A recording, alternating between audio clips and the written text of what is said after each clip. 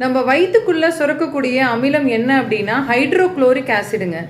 இந்த ஆசிட் வயிற்றில் சுரக்கிறது தான் நம்ம பசின்னு கூட சொல்லலாம். இந்த ஆசிட் சுரக்கும் பொழுது கண்டிப்பாக உணவை நாம் எடுத்துக்கணும். அந்த உணவை எடுத்துக்கிட்டால் அதை தூள் தூளாக உடைக்கக்கூடிய சக்தியும் இந்த அமிலத்தினால தான்.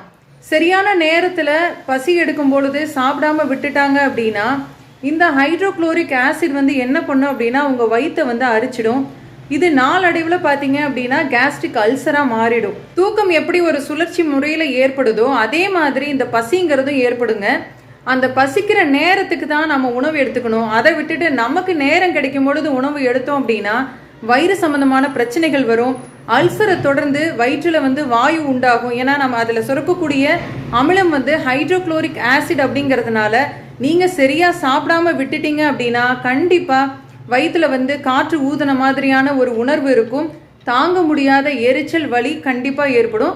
சரியான நேரத்தில் பசி எடுக்கும் பொழுது கண்டிப்பாக உணவு எடுத்துக்கோங்க.